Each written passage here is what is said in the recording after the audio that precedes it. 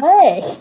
I forgot to add us while that was all playing. I was doing so many different things. I was like, I got to get on that real quick. So for those of you who are joining us, quick couple of things here. We want to see your comments, questions, and likes on Facebook. So make sure that you go to streamyard.com/Facebook and give them permission to post on your behalf. Oh, and if Rachel, if you're getting feedback from me, I can put my headphones on or vice versa. So I'm actually not getting any feedback. So okay, cool. Feedback from me? No. Okay. Nope, I think we're good. If anybody else has any questions, there's Stephanie, that would be my wife, saying, hey. Could just look over and wave at her in the living room. If you're here, say hi so we know that you're here. I'm also gonna, Stephanie, that would be my wife. That would be the echo. Could just look. Hold on. Okay, so this isn't like super techie stuff. Can just look over and wave at her. There we go. All right. Now I can see people. So if people are saying hi on Facebook, I can see them. And I don't know what we're getting. We're getting some kind of feedback. Do you hear that? I heard it wasn't like, it was like a delay. It was interesting, actually. Yeah, there's about a 30-second delay. So let me say hi to Peter and Sue, Abby, Jeff. I can see you on Facebook pages, you guys, but real quick, once again, if you want to comment on the show, I need you to go to streamyard.com/Facebook so you can comment and we can see your faces. That's the only way we can actually see you. And I don't know, it's like a robot in the background. So I'm going to go ahead and stick my headphones in, see if that helps.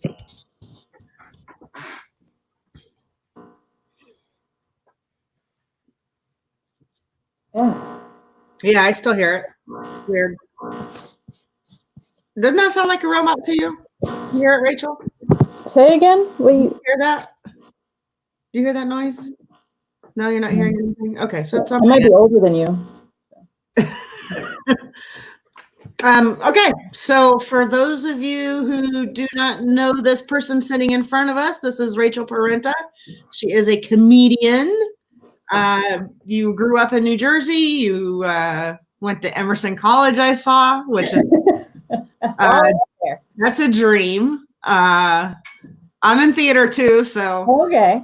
I was like, oh, theater person. Oh, then you moved out to Portland, Oregon, and now you're back in the city. Yeah. And you have an album out called Emotionally Inappropriate Comedy. Oh no, it's called Granola Sexual, but Granola Sexual. It is emotionally inappropriate comedy. Oh, okay, so that your tagline for yourself is emotionally inappropriate comedy. Okay, that's awesome. The closest thing to branding I've ever tried.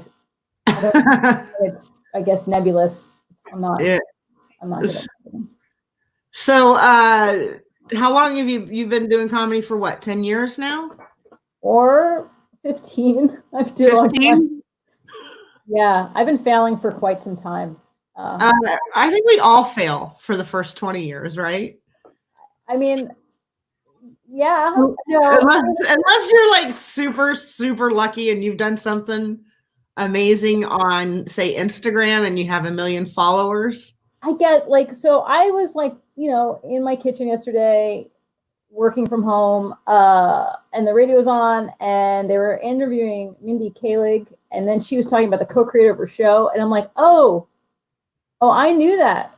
I knew Lang Fisher, not that we were friends, but you would be at some of the same shows back then. And I'm like, oh yeah, I was feeling fine about my life, and I realized, oh no, I've achieved nothing. you were completely okay, and then that was like, no, that's it. I was like, oh yeah, I have a job I hate, and she's creating television shows. No, everything's fine. Everything's fine. And you do a lot of writing too, right? I am. I'm also in grad school right now because of the failing, and so I have these 2 papers that are due because the finals are coming up, and I haven't been doing them, but because I know I have to do them, I haven't been writing other things either. Oh, so you're procrastinating on all levels. Yes. Yeah. So I like to ask this question. Do you have ADD? No, but my husband does. Okay. So how does that affect your work? Well, it gives me more to procrastinate about because I'm like, oh, look, this isn't put away, and this isn't, and this isn't flexible. And so, well, I got to put this away. How am I supposed to get be able to focus if all the stuff is out? Like, I can't. Like, it has to. And now I can get I'm really mad about it and be like, well, now I got nothing done. It's his fault. That's amazing. What's your what are you going to grad school for? Public administration, because I was too lazy to go to the main campus. So it was like, so it's amazing, actually. You're like, what classes can I take online so I don't actually have to go to campus? Well, no, okay. So I got a job at a university, right, so that I could go to grad school for free because I can't take very smart, debt, right? So right. I work at the urban, not the main campus. I work on the urban campus, like in Newark. Uh-huh. And because of the theater degree, there's only so many things that they'll let me go to grad school for, right? Like I talked to the Earth and Environmental Science people, and they're like, no. Really? Like, whatever. How hard could this be? Like, you've taken none of the classes. That's hysterical. So there's more programs offered on the main campus, but that would mean me having it on a train after work, 45 minutes to then go to class, to then get on a train to come home I'm like, no, it's not. So online public administration it is. So basically you've been quarantined forever anyway. Yeah. This is no, your life has not been different. Or has it? I mean, I used to go to work, but now where do you work? I work at Rutgers. Okay. Yeah. And what do you do there? My title is administrative coordinator for the physics department. For the which department? Physics. Oh, shit. Okay. Yeah. Comedians had emotional intelligence problems. You don't even know. Really? Yeah. And egos. Oh, the egos. The egos are like young 19-year-old comics. Yeah, right. Except that they're 60. Yes. No, it's amazing. Except for, how old are these people doing the physics classes? They range in age from, well, I guess the postdocs are in their 30s, but the professors are from 40 to 70 something. Yeah, no, they're not all of them are terrible, but most. I think professors in general are actually terrible. I didn't know they were investment bankers, but worse. I didn't know that. That's hysterical. And so, now during the pandemic, right? People are like, "Oh, the experts in science," and I'm like, that you still need to be skeptical of academics and scientists. They make shit up. They're constantly competing with each other. So they're undermining each other. They don't really know anything but a little bit of one thing. I'm not anti-science, but I'm kind of anti-scientist. Anti-scientists. Yeah. You're kind of anti-scientist without the full education and experience person. They're just so terrible. Who's the number one anti-scientist that you don't like? Do you have one? It's not a famous person. It's not like Bill Nye. Bill Nye seems fine. I love Bill Nye. Yeah, no. Bill Nye is great. It's not Mr. Wizard. It's someone who has my least favorite scientist is someone who works on the Rutgers Newark campus, who is not famous because he works not at real Rutgers, but Rutgers Newark. You see what I'm saying? That's great. Yeah. So, Rutgers Newark. I didn't even know Newark had a Rutgers. Yeah, and Camden has a Rutgers. Yeah. That's very cool. Yeah. So the physics department. So mostly men. Yes, there's very male dominated. There's 2 women. They are nicer. Yeah. We're always nicer. Well, I don't know if we're always nicer, but we're nice about it when we're not. How's that? No, I don't know if that's true either. No, I don't. Listen, the children, the female friends I had in elementary school were terrible. Well, not all of them, but there's some evil in the lady. You know, there's evil in the lady. Yeah. They just frequently were mean in a different way that actually can be more damaging. Right, like the silence treatment. Right. Yeah. I think sometimes, and I've learned this recently, It would be nice just to get into a fist fight, call each other names, and then be done with it. And then forget like, it. act like nothing ever happened, because it seems like that's what the guys do. Yeah. Whereas I'm like, well, 20 years ago. Yes. And I'm like, that's a lot to hold on to, you know. I don't want to hold on to shit from 20 years ago. Just like, you know what? I'll just fight you over it, call you a couple of names, and then be done with it. And I'm not that person, but I wish I were. I am not that person either. I'm holding on to things from, I guess, 35 years, like people, like, yeah, from 11 years old. From 11 years old. Yeah, I'm like, I will, like the girl actually a few years, like, I don't know, 5-6 years ago, she Facebook friend requested me, and she has a married name, so I didn't notice. It was like my phone, so I can't see like the face. I'm like, oh, whatever, sure. And then like I got home, and then I'm like, oh my God, why is this bitch in my feed? Like I was like totally. Like, that's how big. Like, unfriend. Did you really? Yeah, I was like, I don't care. I'm not forgiving this girl from when I was 11. Never. No. What happened when you were 11? You know what happened? Or 12, whatever. You know, like was your town in Oregon, was it a suburb? Yes. Okay. So frequently in suburban America, little girls who are friends then turn on each other in the most horrific ways. Horrific. That has forever ruined me. Like, it's like hard. It's like, you know, where you have a friend group and then they kick you out of your friend group. But now, if you're in a suburb, it's not like you're in a city where you can like go to the next neighborhood or block. That's horrifying. And then you're just like, that's the end of friends for a while. Like there's just nobody. Yeah, because everybody knows everybody. And also, it's like all the other cliques have already been formed. Right. I never belonged to any cliques. I was very lucky. Like during high school, I did everything. Once I got into high school, then it was once kind of like grammar school ended, and then you go to middle school, and the schools combine. Like then you can make friends again. But there was like a whole year where it was just like very lonely. Very lonely. And also there was like machinations of like, no, we could be friends secretly, but then we can't. Like, and then I don't know. Oh, so from 42 years old. Was it very intentional on her part? Oh yeah. No, she's evil. Oh, her mother is evil. So you don't think that like if you had stayed her Facebook friend on any level, just to even stalk her back to see what's happening in her life, if there's any karma or whatever? Did you check anything? Like, I mean, I think I checked quickly. I was like, oh, she's married and has kids, and I think she lives in California. And then I was like, I'm over this. Okay, so her life went on fine. Yeah. I don't know that, like, it's hard because if she became like a comedian, like her goals were never to become a comedian or like, so if she became a comedian or whatever, then I would have been like probably suicidal. But you would have been like, I quit comedy. I've been doing it for 15 years. I'm done. Yeah, exactly. Yeah. But no, it's like, bad. But it's like, I don't know. Her life, like, I don't know if she's disappointed or not disappointed with her life, but it's not like she's in jail and on crack or something, you know? I don't know. So it's like, she's probably I don't know if I should say I'm sorry to hear that. I don't know. I don't know how to respond. Yeah. But I have run into her mother because you grew up in Jersey, right? Yeah. Are you northern Jersey, southern Jersey? No, northern. So like near Fort Lee?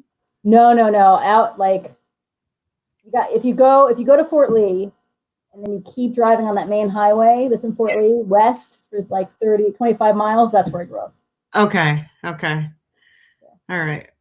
It was when I was real little, my best friend lived on a farm. Oh, okay. And then when she was like in third grade, her family sold the farm and it became like an office park. And then she moved further west. Oh, that's sad. And another farm. Yeah, it was fine. But like, my point is there was farms for a while. And it was more suburban as I got older. So that's amazing. Well, let me play your video real quick. So people can get a sense of your sense of humor, because it's very fun. Let's see. Make sure I got the right one. Here we go. Anyone here ever heard of Hitler? He was a fine arts painter. Came really close to making it in the fine arts painting world. Didn't, so became dictator of Germany. Fidel Castro was going to be a Major League Baseball player, like came really close to make it to the majors, didn't, became dictator of Cuba. So what do we learn? That it's easier to become a dictator than it is to realize your dreams. So support the arts, particularly my comedy, because I'm as tall as Napoleon, and the liberties you save could be your own. Little known fact, Genghis Khan, amazing quilter. Just misunderstood. Don't worry. Do you think there are women who are out of your league? Like, I can't go with her, she's out of my league. Yes, he says yes. It's better for me if you say yes. It's like, you realize to anyone you wind up dating, right? It's like, hey, you, yeah, you look unthreatening, just unthreatening. I'm gonna be this way. My husband said to me that Flo from the Progressive commercials was out of his league.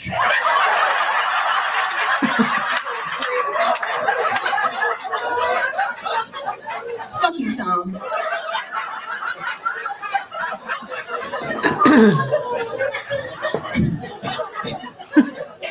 Give me some makeup and an agent. I can sell insurance, okay? Now, I don't believe anyone's out of my league, all right? Like Brad Pitt could be here. I talked to him because you don't know. He might want someone sporty. Never leave. Oh, I think that was my mom. All right. She's like, I paid $10. You should be out for the whole hour.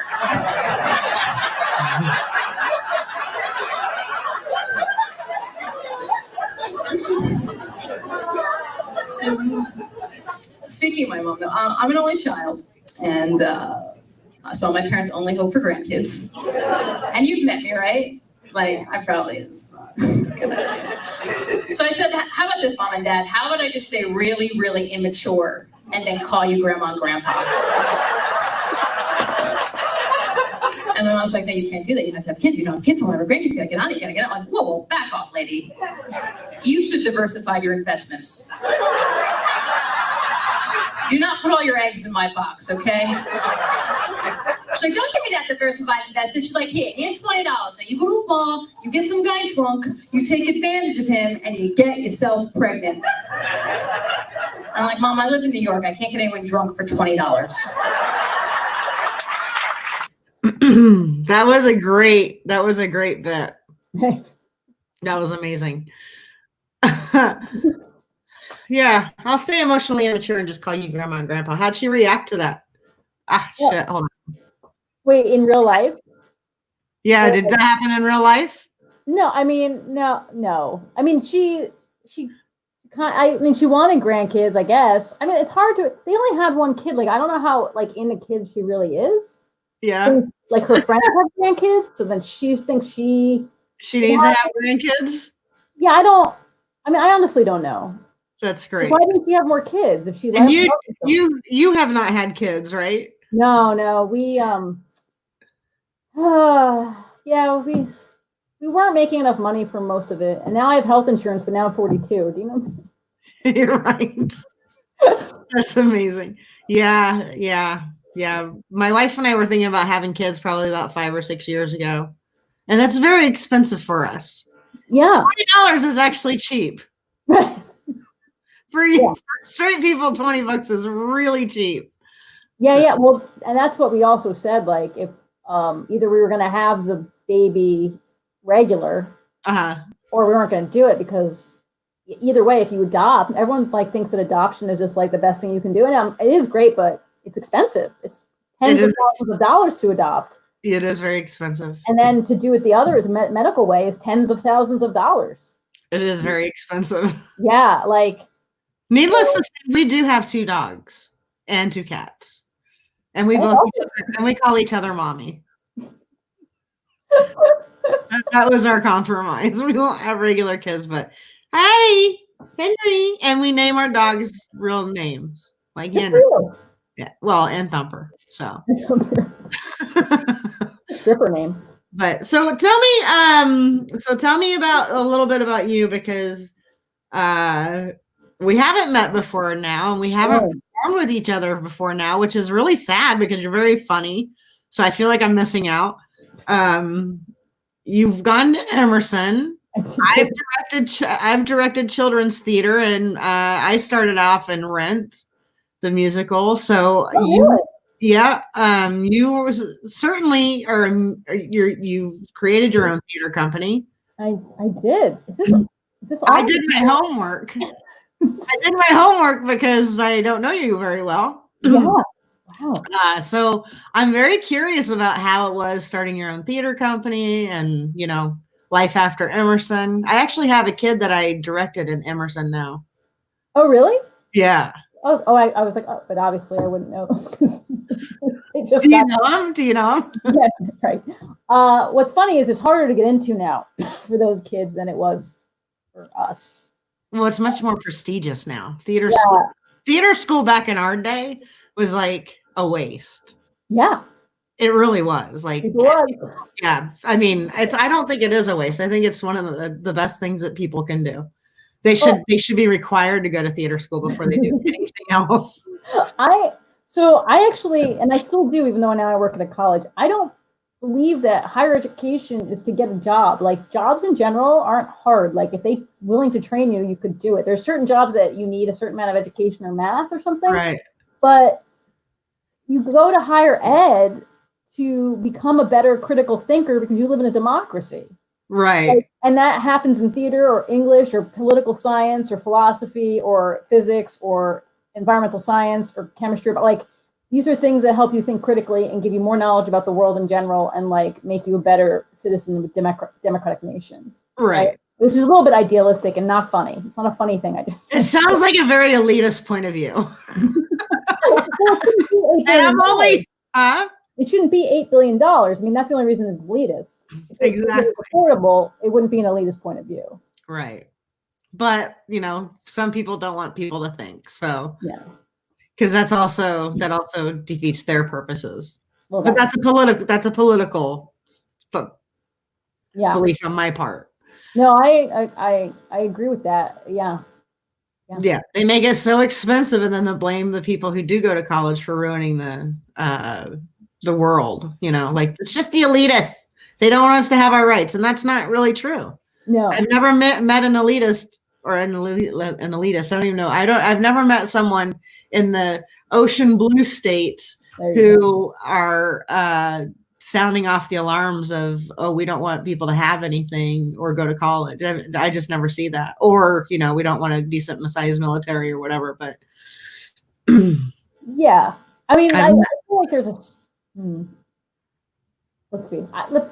Our sub bubble. I agree that we have those people don't exist. I feel like there are people who make a lot of money who also might vote Democrat for varying social reasons. Mm-hmm. Who aren't necessarily interested in the economic equality of all of us. Yeah. Yeah. Yeah. But what are you gonna do? Maybe change the system somehow. I don't know. We don't have kids. We don't even have to worry. We're gonna make it. We're gonna make it until we don't make it, and then there's no reason to worry about it, right? Right. Like, except for any person that we've ever come into contact who has kids. Yeah, but they don't get, really. Fuck your kids. I mean, I frequently like my friends' kids, but my friends aren't like sacrificing their dreams to make the world a better place. So I should do that. No. Okay. I'm starting to see. Yeah, it's an interesting thing, isn't it? It's like, I understand like people who don't have a lot of money and they just got to work their jobs and they don't have time for that. I have complete understanding for. You got to feed the kids. But if you're making enough, if you're doing your thing and then on the side you're like making like your acting dream happen, but not like doing environmental work or like like, writing your congressman or starting a community organization. Well, I have to do that? That's my job? No. Yeah. Yeah. You can, whatever. Yeah. Yeah. Whatever. Anyway, I'm sorry. No, that's okay. I don't know how we got here from Emerson. Oh, right. You know what it was is because it's so much harder to get into now. Oh, yeah. And it shouldn't be. No. Unless I don't know. It shouldn't be that much harder. But I don't know. Maybe the courses are harder now. I mean, the thing, like, I don't know. I thought, there was like some really interesting I just went to my 20th reunion, except I didn't go to any of the sanctions functions because they cost money and I wasn't going to pay for that. But wow, I did go to some like after party stuff. But there were some like assignments that we had at that school that I actually remembered 20 years later. I was like, really? That project where we had to like pretend to be lobbyists and do all this like research and like pick a topic and try to lobby Congress and create a communication strategy. Was that character development? No, it was like I had to take some kind of sociology credit or something. I took something politics and law, communication, politics and law, and then we had to do this. It was like it fulfilled some like general education requirement, and it was a very interesting class. But it was like Emerson interesting, Yeah, no kidding. That's crazy. The theater stuff, the playwriting class was great. The directing class was great. The acting classes, the first ones that you had to do, like, there was a lot of breathing, and I just feel a little guilty about my parents, like, helping me paying for this, and I was, like, breathing for 3 hours, 3 times a week on the mat, like I did. It turns out that breathing is pretty important to life, though.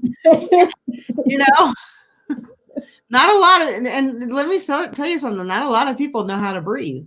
That's super true. And so if people were able to breathe properly, maybe there would be a lot less crime in the world. I don't know. Like, oh wait, this is the part where I have to breathe. Right. There could be less damage done in the world if people knew how to breathe. Did you do a theater degree? Did you do it? I did not. No, I did not. No, I have some college. I have really bad ADD. It took me 25 years to get less than 3 credits for my associates. Oh, nice. I also changed my major a million times, which happens with people. Huh? Because everything's interesting. Well, not yes.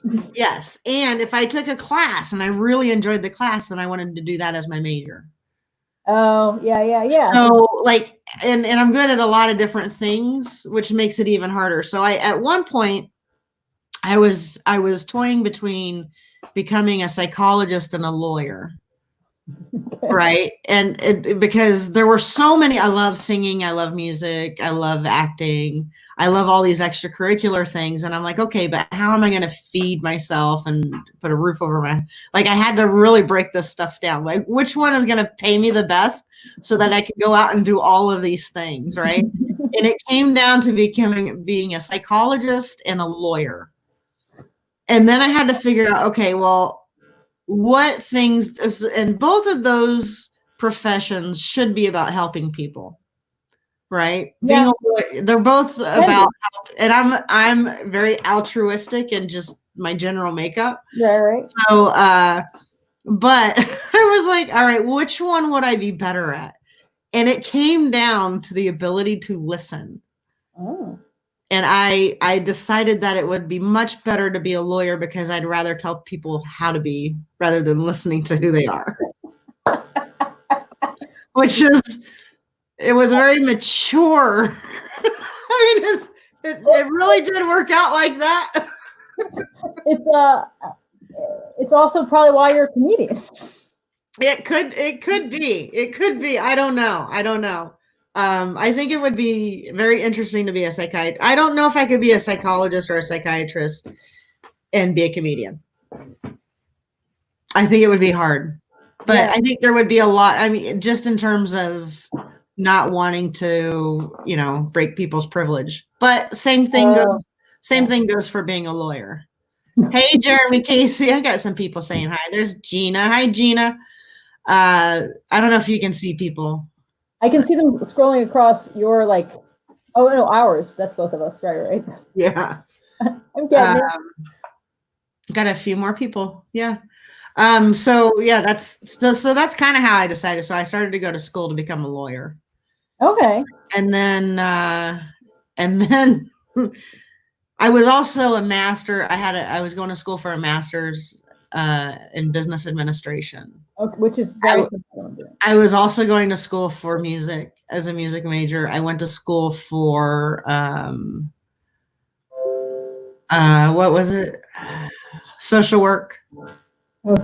Oh, okay. And then I was going to become, there's one program that has it. I don't think it's Emerson. I can't remember the name of the program, but it's a theater degree with a mental health clinic degree to work with. You might, Leslie University has it. So I was looking into that. Oh. So you have, it's a dual degree. So you get a mental health certificate and you have the theater degree where you can act. And my goal for that would have been to work with veterans, kids, and women. Oh, wow. In theater, because I think theater is an amazing place to kind of work shit out in a safe way. Yeah. Yeah. Yeah, art therapy, but theater. And and then I was going to open up my own pizzeria and I ended up instead becoming a comedian. So my husband is like that. So we get into fights all the time when we think about what we're going to do with the lottery winnings we never win.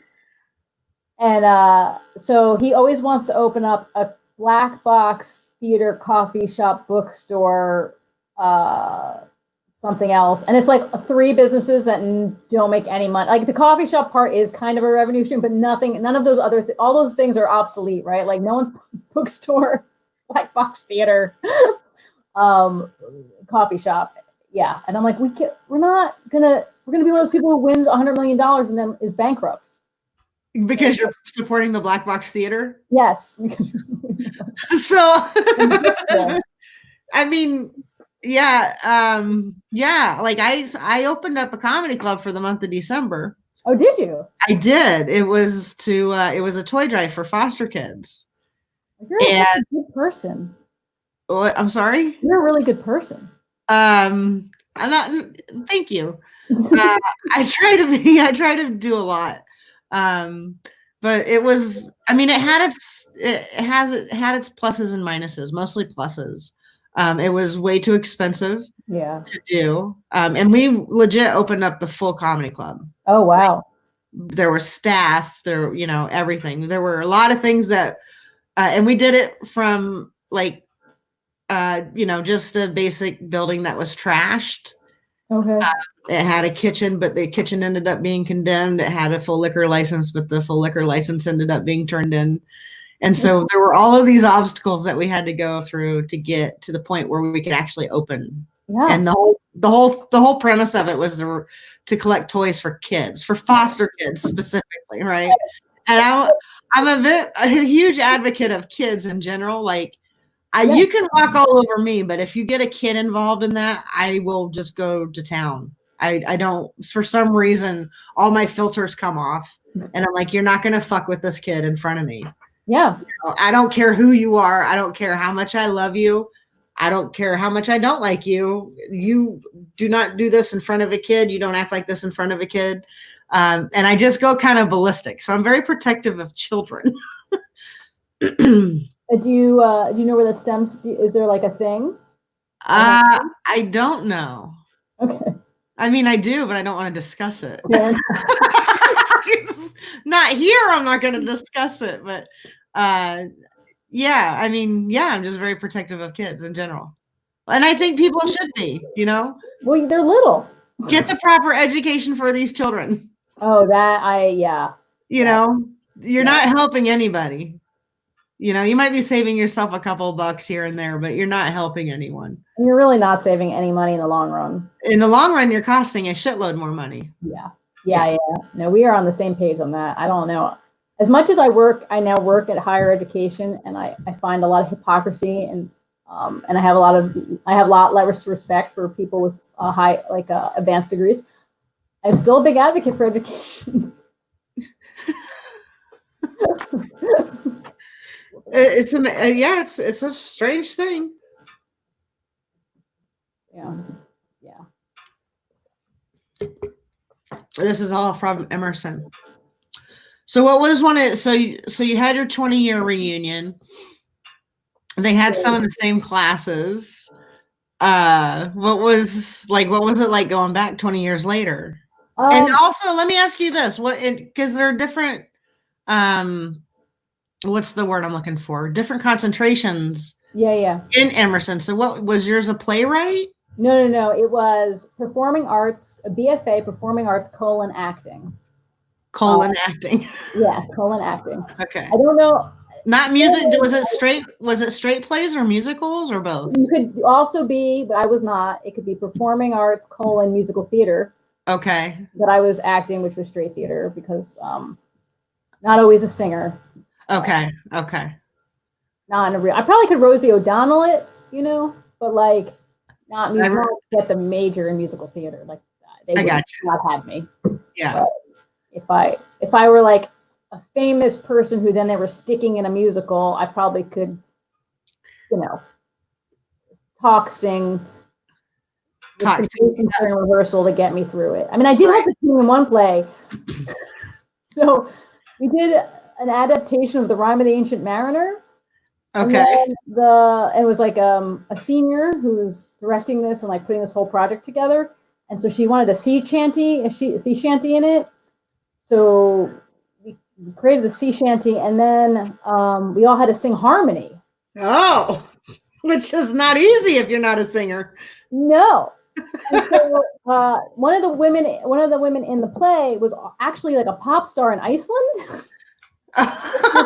America at all? No, but she was it's Iceland. It's not that big of a country. She was somewhat of a pop star, so she could sing. So she was in this play, and then we were standing around this ladder, singing a sea shanty as we're all dying of thirst or whatever.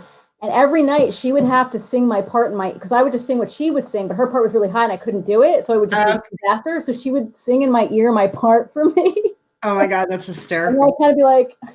So you weren't tone deaf? No, I can't hear. I'm not a trained singer, so I don't hear it in my head and just sing it. If someone's singing something else, and that's what I hear. So that's what I'm. You go there. Yeah. I think it was a disaster. I mean, it wasn't a disaster, but that's hysterical. Yeah, every night she was like, "Here's your part." And you asked about the theater company, and what is interesting is I started a nonprofit theater company, and me and my friend from Portland, we'd go to the library and read these books on how to start a nonprofit corporation. Yeah. And go to the small business and we were signing paper. We didn't know what we were doing. Yeah. And now I'm in public administration classes. I'm like, oh, that's what that.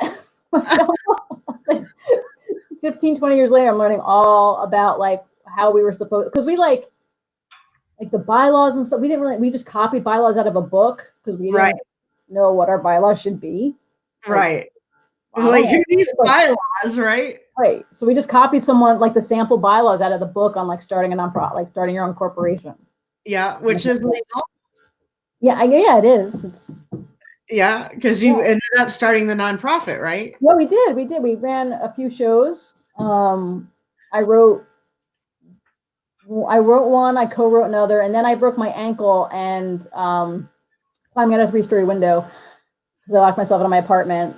Oh. So I had to hand over the reins to this other woman that I met doing the first show that we did, and so they got other people's plays, and I wasn't really involved. That one lost money. But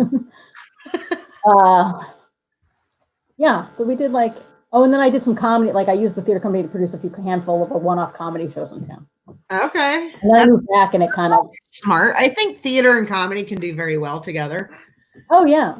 Yeah. And it was just but we never owned a theater or owned a space, so we were nomadic. Oh, okay. Well, that's hard. Yeah.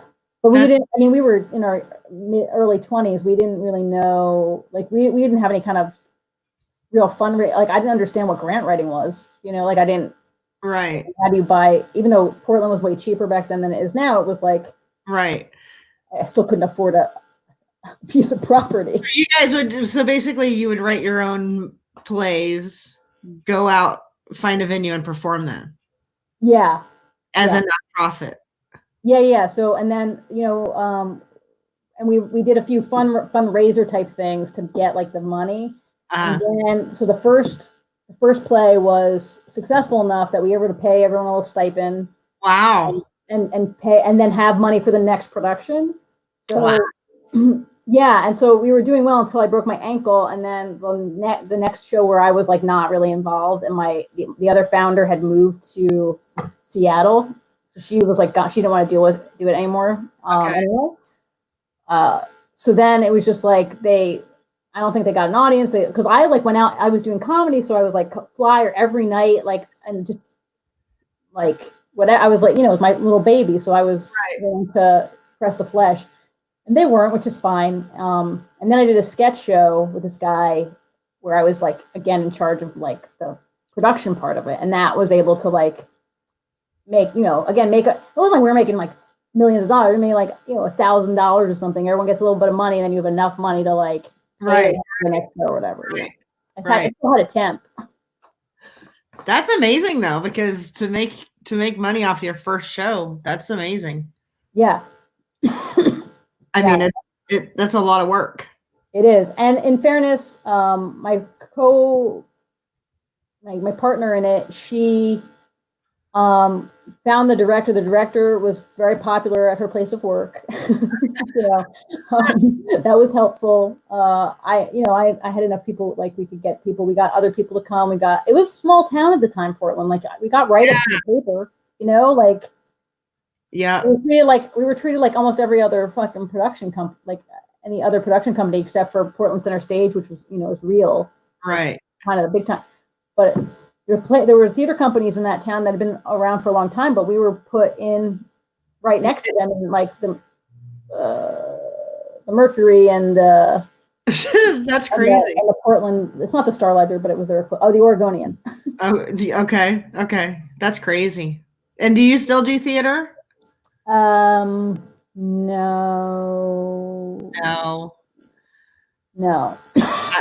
Not even at all. I did like that's not, I did a one-act play competition thing maybe 4 years ago. Okay. And I did some readings with that 13th, it's like it's an LGBT, it's really like a gay theater on 13th Street. Okay. I don't know them. It's like playwrights. I haven't done anything with them in a while now, forgetting their name, but they had like these reading nights and like readings of new plays. I was doing that, and then one of those guys cast me to do like this one-act competition thing. Oh, nice. Weird person sketch show.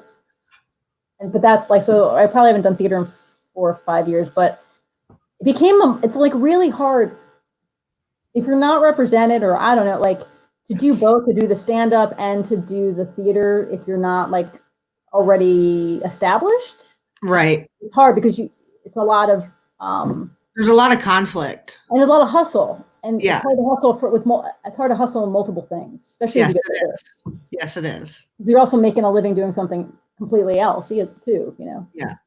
Yeah, I was going to school doing theater and doing stand-up. So I'm up in Massachusetts, but I was doing stand-up in New York City. Oh, wow. And I was full-time in school as a music major. Oh, wow. And I was in like Little Shop of Horrors, you know, so I had rehearsals, I had school, and then I was doing shows in the city. And I think in 6 months, I put 60,000 miles on my car. Damn. And I just was tired. I was always very happy, but I was really tired. And I started to think to myself, you know, I'm okay at all of these. Like I'm good at any of these. Right. But if I want to be really great at any one of them, I have to let 2 of them go, which if you know, based on your husband having ADD, that was a very difficult decision. That was brutal. So yeah. Well, what if I give up the comedy and then that should have been the theater? And what if I give up the theater and it should have been the comedy? And it was basically what can I do the most with, you know? Yeah. And that's like one of the reasons I picked I guess the stand-up over the theater was I was in control of the content. Like before I moved to Portland, I moved back, like I graduated Emerson, I moved back home with my parents in New Jersey. And so I was working at Blue Man Group at one point. I feel like everyone at Emerson works at Blue Man Group at some point. Okay. But I was just like a personal assistant, you know, it wasn't like any kind of glamorous job. But I would like go on auditions sometimes and you're like, it's really competitive to get in a play that you're not being paid to do. And it's bad. Right. And you're just like, oh, but like, if my stand-up is bad, I feel like, well, I could fit, like, you can make it better. Bad, but like some jokes don't work, but you fix them. And right. I had more faith in like stuff that I was writing than other people that I was coming across. Right. You know, there's people who are doing great work. They were not asking me to come in and audition. Right? That's great. So that was one of the reasons. And also like in stand-up, even if you're not performing in a real show, you can go, especially when you're starting, you can go do an open mic especially in New York, you can go do an open mic at any point in time. Right. So I mean, it's still a grind. It is an absolute grind. It's a grind, but I feel like with acting, you're more beholden to gatekeepers to just even do it. Whereas stand-up, you're beholden to gatekeepers to make a living.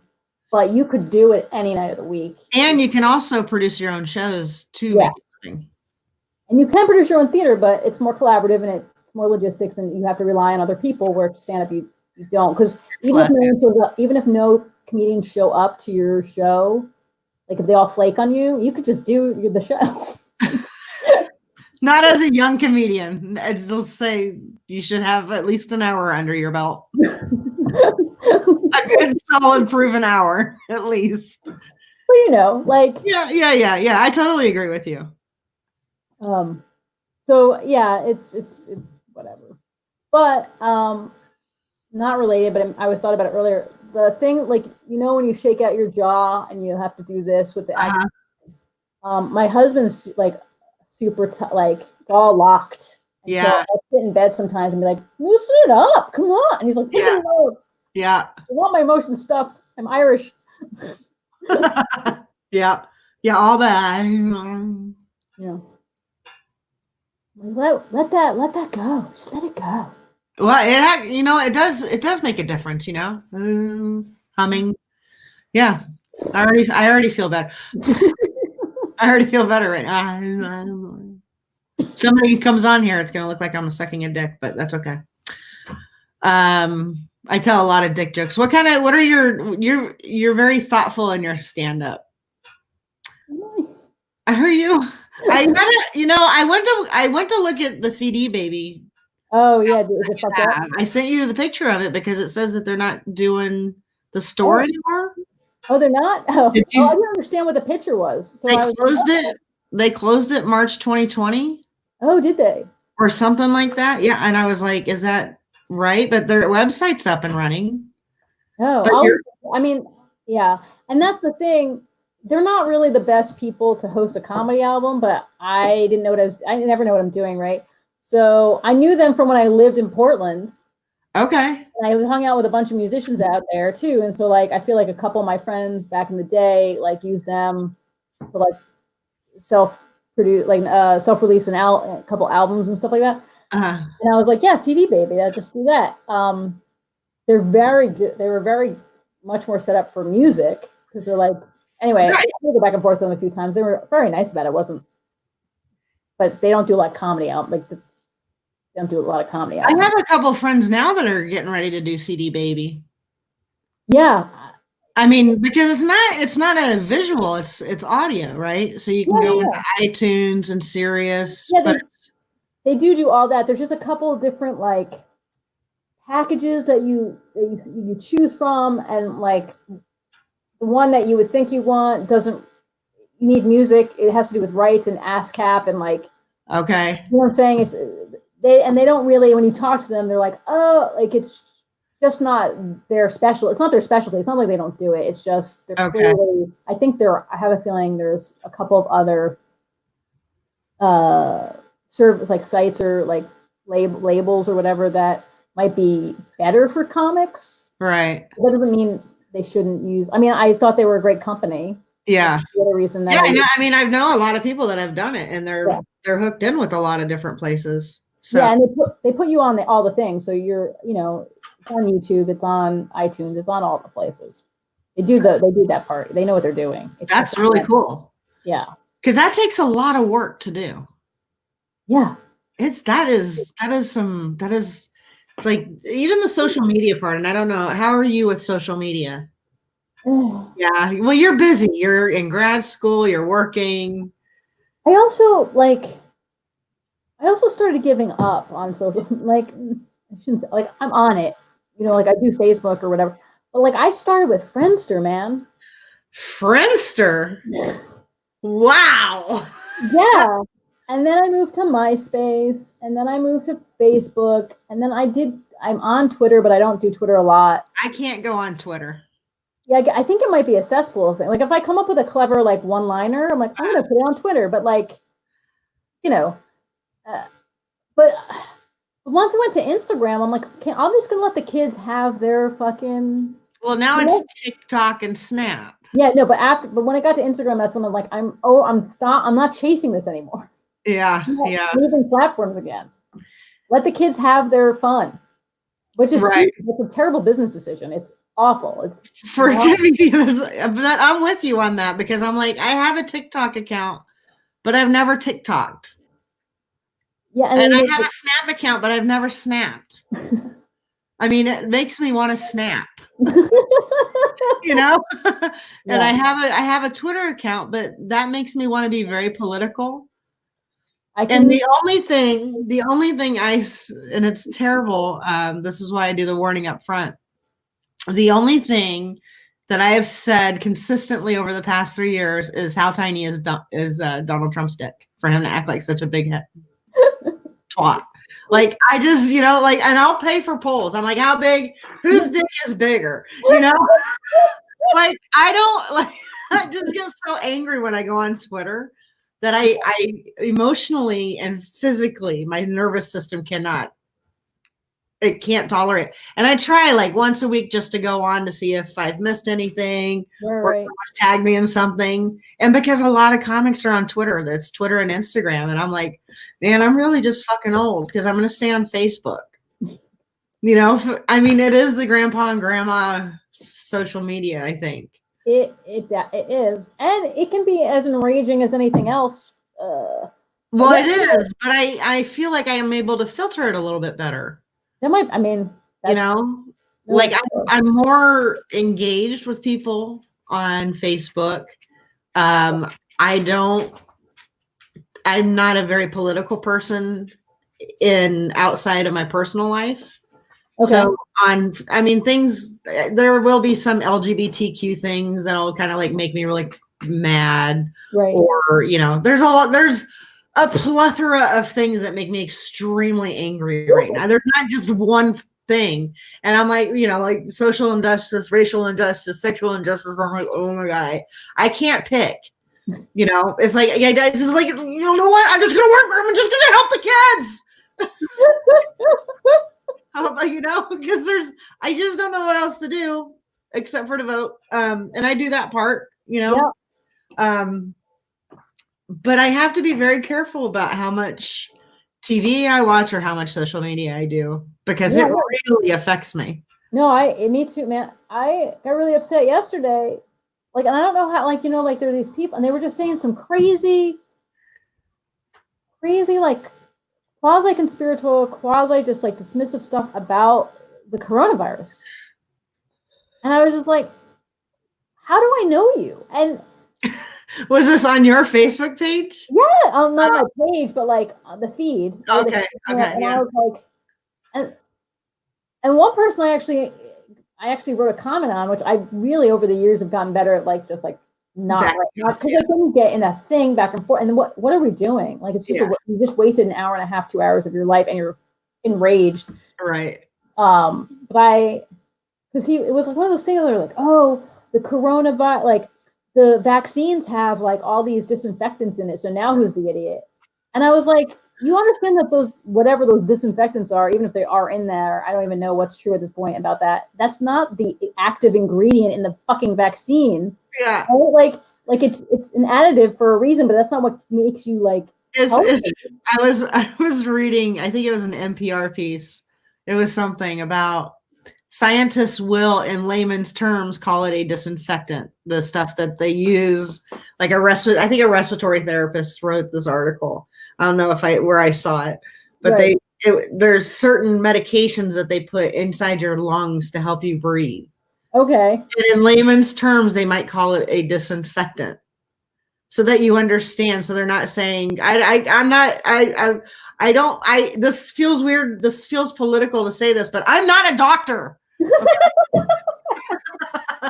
I'm not a doctor, so I don't know what the terminology is. I should get one of my nurse friends who's a respiratory therapist to come on and explain this, because how I explained it was like, if you just because your heroin has baking soda in it, doesn't mean that baking soda is the stuff that's getting you high. Heroin has baking soda in it? Well, according to every crime show I've ever watched for 30 years, drug dealers sometimes cut their drug supply with varying white substances to get more money, like get more profit out of their product. Okay. So your heroin or your crack or whatever may have a little like baby powder in it, or baking soda, or dried milk, the dehydrated milk or whatever that is. But that's not what's getting you high just because it's in the product. Right. That's how if it was, everybody would be drinking dehydrated milk right now. Exactly. You're right. Yes. So that's how I try to explain it to him. How'd that work out? Someone else gave me a laugh emoji, and I felt very good. I felt the dopamine. You were like, I won the argument. The laugh emoji is everything to a comedian. That's hysterical. That is absolutely hysterical. I got the laugh emoji. I was fine. Yeah. No, you gotta get off this fucking Facebook. You have to get off of it. Yeah, I don't see it happening anytime soon. I think it's going to be with us in one form or another. It's never going to change. And the past 10 years have changed so much because of social media. Yeah. I don't know how much time I've wasted being on social media. I mean, as a comic, you have to be. How are you supposed to find out about shows? Well, it's shows and promoting and, Yeah. No. So I love it because I get to stay connected. I get to meet new people like yourself, and I get to stay connected with my comic friends and hopefully my audiences are when they're watching. So from that perspective, I love it. I think it's a very useful tool if used wisely. Yeah. You have to set boundaries for yourself, not just your relatives. Yes. Boundaries. They are fun. They can really save someone. Wait, so you're not living in New York now? No, I'm in Massachusetts. And you moved there after high school? No, I was in the military. Oh, really? Oh, yeah. So I moved up here from Virginia after Army. Okay. Yeah. Did you have to serve over there? No, not over there. I served right here. Yeah. Okay. Yeah. It's a better place to serve. Well, under most circumstances, I wouldn't want to right now, but yeah, but I don't know. I have I do a joke in my set that the basis of it is every time Trump tells a lie, I eat a cookie, and I've basically eaten an entire Girl Scout in the past 3 years, right? And I always know when depending on which crowd I'm at, and I'm very careful about my politics and comedy. Yeah. Because I grew up with Republicans. Yeah. Oregon's full of Republicans. Yes, it is. And I was also, yes, it is. I didn't even know what a Democrat was. you know, until basically I went into the Army and came out as gay. You know? So, I mean, and when you're in the military, military is predominantly Republican. Yeah. So I don't agree with the views at all. You know, like a lot of people say, well, they say I'm fiscally conservative and socially liberal, and that's just no. You're a dick. Like you can't be both. You like, you know. It's just it's very interesting. So yes, you know Oregon. Yeah, it's very yeah. I did, like, once you leave Portland and Eugene, some places can be toothless. Yes, and so here's a good fun story. My wife and I, when we first met, we went down to Grants Pass. Are you familiar with that? Yeah. Okay, we went to Grants Pass. That's my grandparents, Oma and Opa, used to live there. Okay. And so I took her to see my Oma, and she was in this, and I hadn't been back in a very long time, and I'd never, ever brought a woman back with me, ever. Okay. So we went, and she lived in the Purple Palace, which was the assisted nursing home there. And all you heard was the clinking of forks and knives and plates and dishes, you know, and my grandma had said, you know, just come up and you can have lunch with me or whatever. And so I was like, God, this is really not it. We got on the elevator. Yeah. And I started to like, I don't think this is a good idea. I don't think this is a good idea because of all the clinking of the plates. I'm like, how many people are we having lunch with? Right. Well, because I'd never been in an assisted living center before. So I'm thinking you go to her little apartment. She had a little apartment. We're going to have lunch there. And I'm like, no, this is a full-on cafeteria. Where all the old people are having fucking dinner and lunch or whatever. And we get on, the elevator opens, and it just opens to the sea of oldness. And I was like, and I walked out of the elevator and I just started walking in circles. Like, because I wanted to go back on the elevator, and Steph walked out. So I had to follow her off the elevator. And I was just literally walking in circles because I did not know what to do with myself until Oma comes to get me. Right. And my Oma comes and gets me, and she does this little waddle. And my nickname is PJ. So she said, PJ, I'm here. Come, hi, PJ. And she gives me a hug. And I'm like, hi, Oma. This is my friend that I'm traveling with. This is my friend, Stephanie. And we're both wearing rings, right?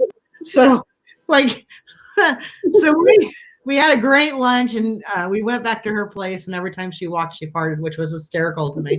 Because I was like, this is what I got to get used to. You know, like I'm starting now. I'm just like, I walk across the room with Steph in it, and I'll just fart just to see if she'll notice or say anything. So that was a joke. But so after we leave, I get a call from my stepmom who says that Oma is absolutely horrified and upset. And I was like, why? Like, I did everything right. I didn't say anything. She was so mad because all of her friends at the Purple Palace were saying your granddaughter's gay. And she's like, no, she's not. Right. And she was horrified because she was like, I don't care if she's gay, but at least let me know. Like, as if you didn't know this whole fucking time. Every time I talk to you, you were like, do you have a rich husband yet? And I'm like, no. And she's like, why not? And I'm like, I haven't. I don't know. So very, very Oregon. That was Yeah. But we went through the Redwoods into Crescent City Okay, and we started going up the Pacific Coast Highway. Yeah. And we stopped at this little diner, and it had a for sale sign in the window. And we went in and we were like, how much is your restaurant for sale? And they're like, it's not for sale. Yes. Oregon. Hashtag Oregon. Yeah. Once you leave Portland and Eugene. I'm like, I did a show. I can't remember the name of this town. It's on the border of Idaho and Oregon. So it's all the way to Eastern Oregon. Okay. And the guy who was super nice to me in Portland, who took me like to open for him when I first started and stuff, Mike Jenkins, he was a black dude. Uh-huh. And he never let me drive. He never trusted me to drive. And so and also he's black, so he would always do the speed limit. So we're driving like between like these towns in like Idaho and Montana and Oregon where it's not here where like you go an hour and you're in another city, like a major city. Yeah. He's like, anyway, so he should have let you drive. Should have let me drive. He really should have. He should have. And he's older than me too, so I feel like I was like 24-ish, let's say, but I probably looked like I was 17. Like he just didn't trust me, Right. Like he was probably only in his 40s, but like he was my age now. I'm a little bit older than me than I am. It doesn't matter. Anyway, so he played this one town all the time. They always wanted him back, and they were like, it was like this weird like racism thing. But they liked him a lot, you know what I'm saying? But he was like the only black person they've ever met. Right. I went up and I did like these jokes, and this is how long ago we've been in Iraq so long that I have jokes that are like obsolete about the Afghanistan, Iraq war. Like that's how long we've been there, right? Wow, yeah. So it was like this joke about like the war and also use police brutality, whatever. But also I bring up that I'm Jewish and it was back when I first started. So it's like I'm Jewish and Italian. I take my hair out, whatever. Okay. So Mike is a big believer in you hang out with the audience afterwards. You never know who's in the audience and whatever. And you make nice with people. And again, they loved him, even though they would say fucked up. And so now I'm dancing with this cowboy. Right?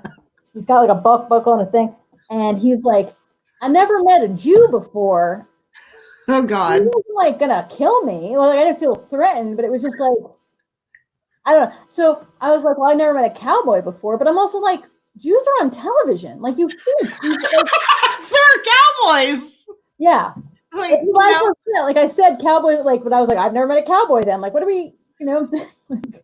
Like no horns, but that's the thing. They so don't know Jews that they don't even know the stereotypes. Right. Jews.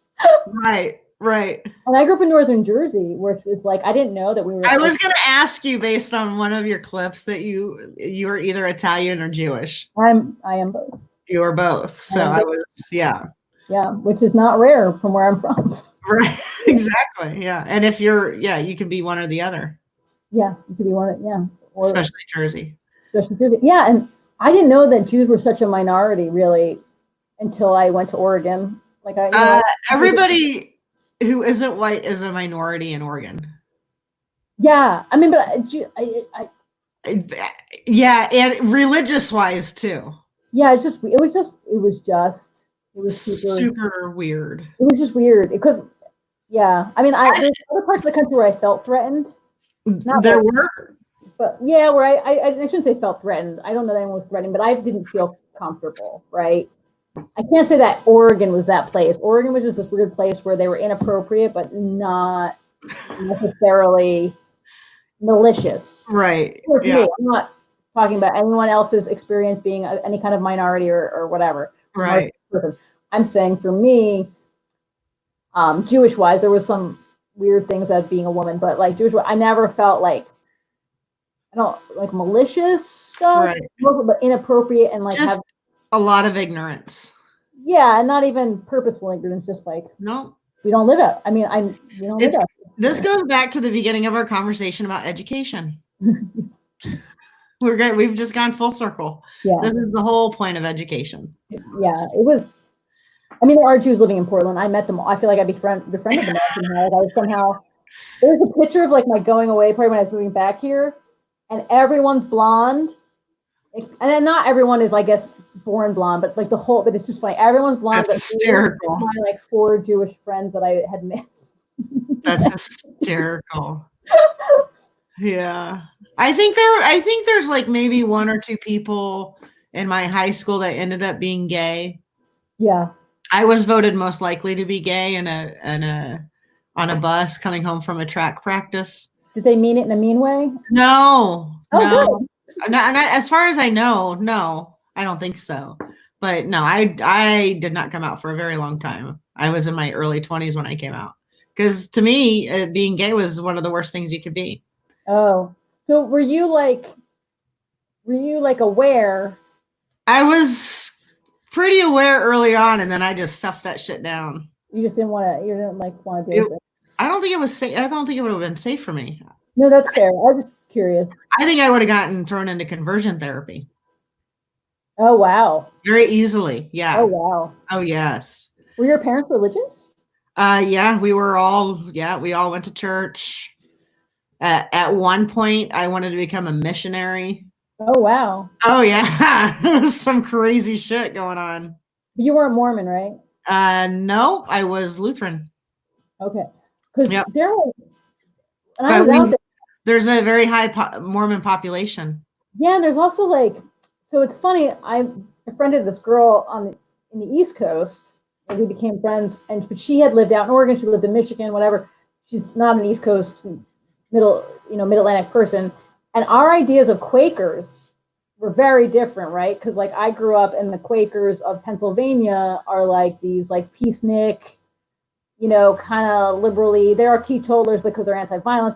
But when I moved out, there's like Quakers, but they're like evangelical. Like they're a very different type of Quaker. And so I'm like, oh no, like Quakers here. Because I only thought Quakers were like the Pennsylvania. I didn't know there was this whole George Fox situation, whatever. There's like that crazy Quaker school out there, but it's like super right wing, like conservative. Yeah. And it's so interesting. This country is so big. It's huge. It's huge. And there's pockets of, some of these people I kind of don't blame, because if I had not gone into the Army, I don't know that I would have learned the stuff that I learned.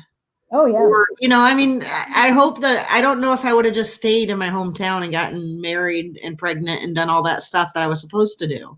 Yeah. So I feel like going into the Army was this huge divine intervention, if you will, in terms of, oh my God, I am so gay.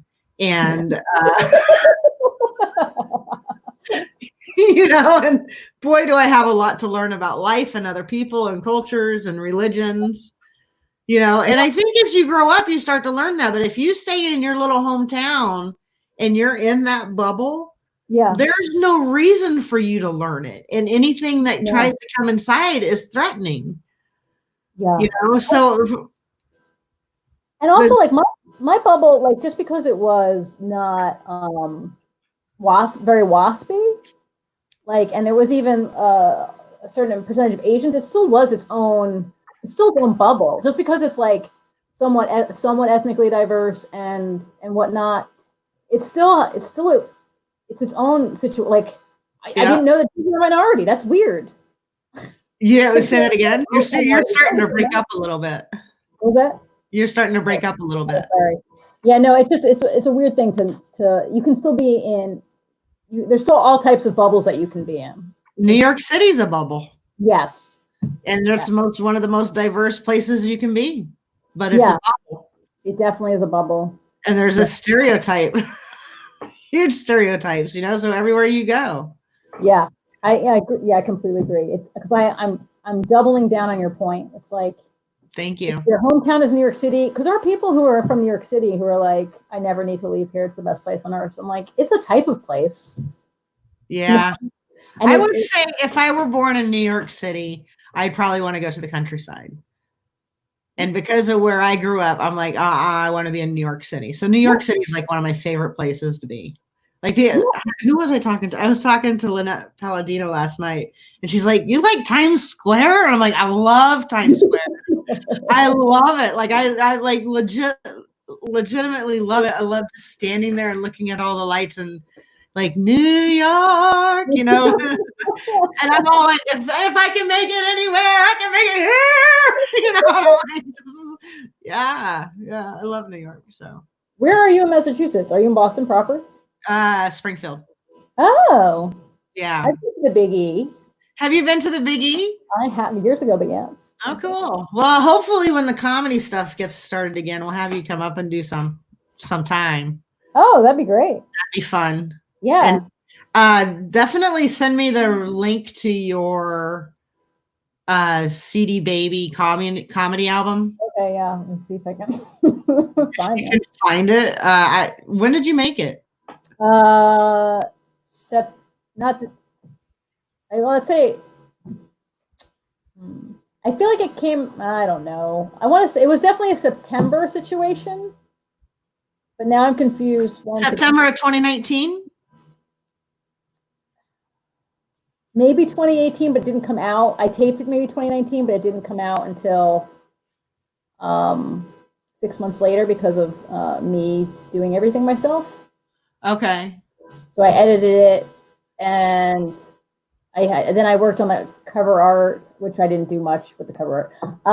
And then I had back and forth with CD Baby because I screwed up some things, and they were like, "No, you can't do it this way because you don't need ASCAP stuff because there's no music." And Right. there's technically is one song. There's a song on it, but whatever. You write your own music, right?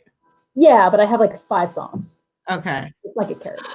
Oh, I might have a good project to do with you. But you don't like to sing. I know. I like to sing. Oh, you like to sing. They don't like me to sing. Those are 2 different. Okay. Oh, yeah. I got you. But can you sing Hallelujah? Like, wait. The song Hallelujah? The Leonard Cohen song? Yes. Maybe. Perfect. Yeah, that's like and you did that almost like with a C. Like Who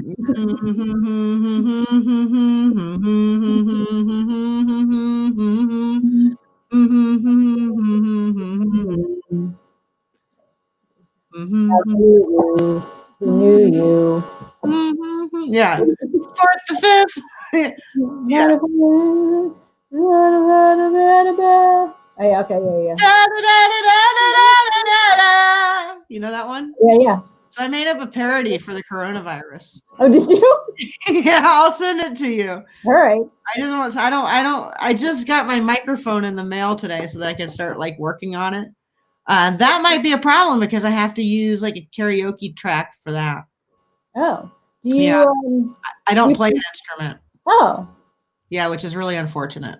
I play guitar. Yeah. Yeah, I probably play guitar better than I sing. I don't know if that's saying anything.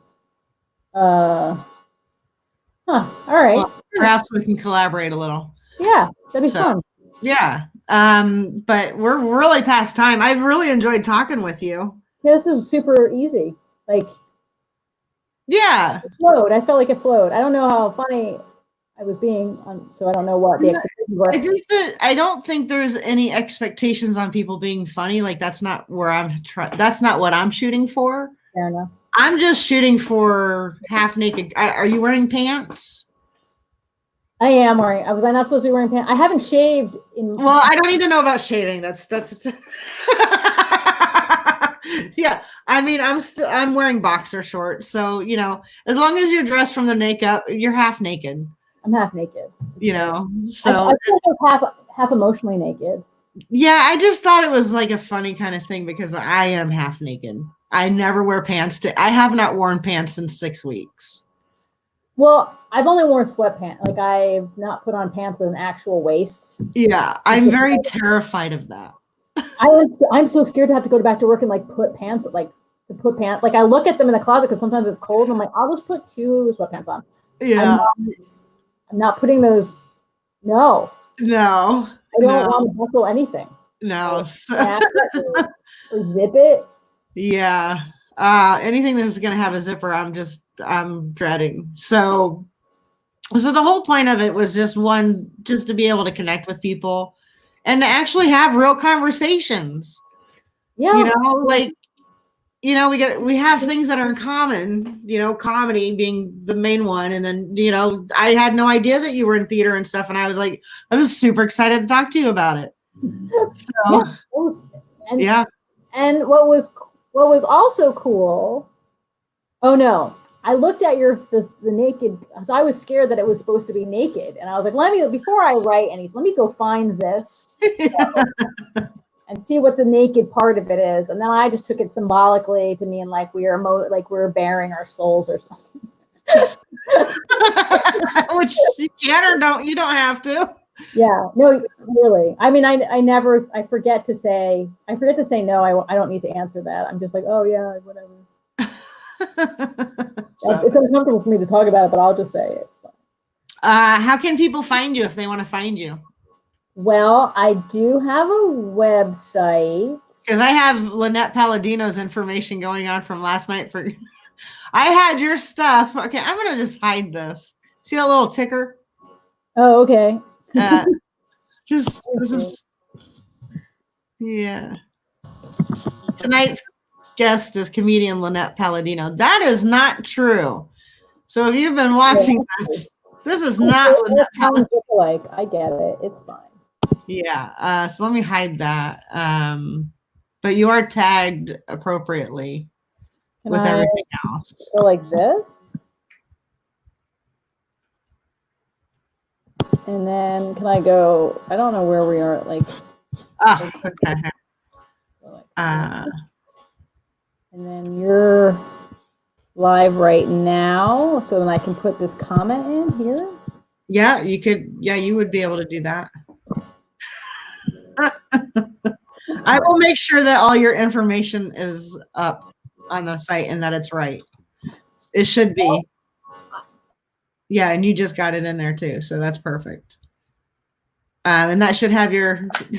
I'm so sorry. Oh, and then she's gone. I don't think she meant to exit the broadcast. Are you going to come back? I don't know if you're coming back. I'm going to wait for you to come back. Oops. Yep, here she is. She's back. It's not a mouse. It's a mouse pad, and everything just closed. I was just don't worry about it. It's okay. I'm pretty sure I have your stuff up right on Facebook. So, and it goes to my YouTube channel and everything. The only thing I didn't have right was that ticker, and I did change it, but I just forgot to save it. Little things. Whatever, man. So, Rachael Parenta, I'm very happy that you came here tonight. I'm excited that you said yes, despite our really great to meet you. Yeah, this was great. Yeah. Yeah. So, let's do it again. Sure. And you're planning on going back out and doing comedy soon when they once they let us. I finally started getting my momentum back, and I had a bunch of shows that I did and had some booked for the spring and stuff. It is what it is. Yeah. Whatever. I mean, I don't know. Yeah, I do. I have ideas for maybe like a long-term, like another album, but that's more thematically conceived. So it's more on a one topic type of thing. Well, I'd love to stay in touch with you. Yeah. And keep you on the short list for coming up. Yeah, let's do it, man. Yeah, totally. Let's do it. You're very funny. Hang out. Don't take off yet. Let me just go ahead and get rid of them, get rid of us so they can go ahead and do their thing. If you guys will give me a second, I'm going to take off all the comments. There's such a thing. There we go. All right. Thank you for coming in tonight. And I will see you guys tomorrow night with Ellen Karras is on the lineup. So we'll see you at 8 o'clock tomorrow night. Until then, Half Naked Conversations with Comedians. I'm Jess Miller. Goodbye.